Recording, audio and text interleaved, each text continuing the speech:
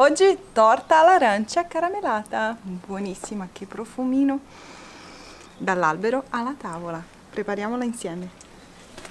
Dentro una ciotola rompete 2 uova medie e aggiungete 115 g di zucchero semolato,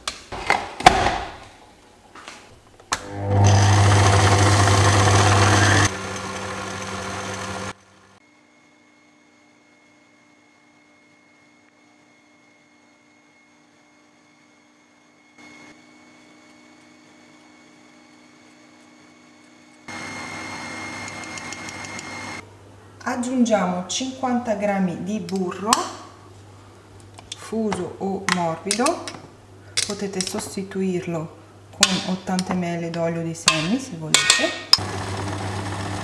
Prendete una teglia di 22 o 24 cm di diametro, foderatela con la carta forno e andiamo a mettere sul fondo 30 g di burro a pezzettini. Polverizziamo con circa 2 cucchiai di zucchero, sempre zucchero semolato, e sistemiamo all'interno le fettine d'arancia. Ecco qua, la base è pronta.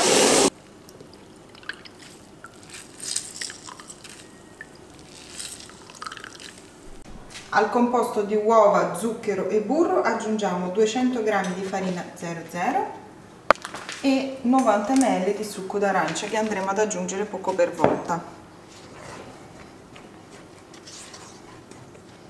Mescolo e man mano aggiungo il succo. C'è un profumo fantastico, ragazzi.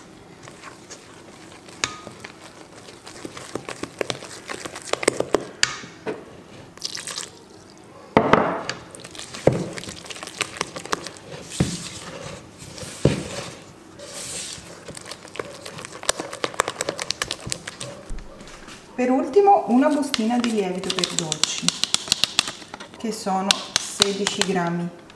Setacciatelo perché spesso ai grumi. Una mescolatina veloce, il nostro impasto è pronto. Versate l'impasto sopra le fettine di arancia.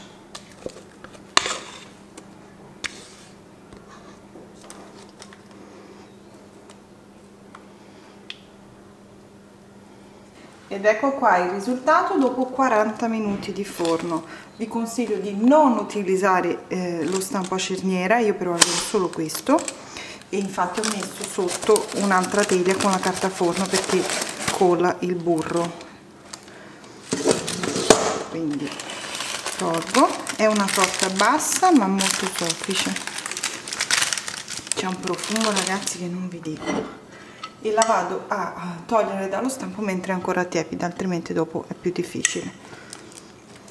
Così, e voilà, volente, e ora voilà, eccola qua, ragazzi. Adesso se volete potete passarla sotto il grill giusto un attimino.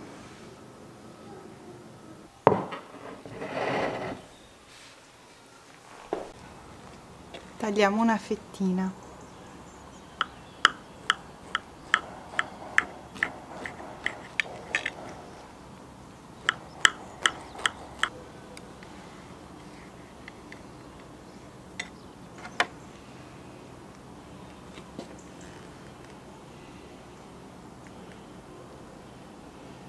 È morbidissima e buonissima, ragazzi.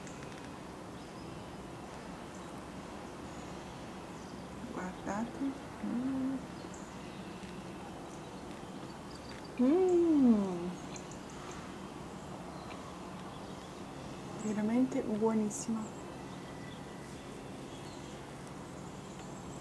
Guardate.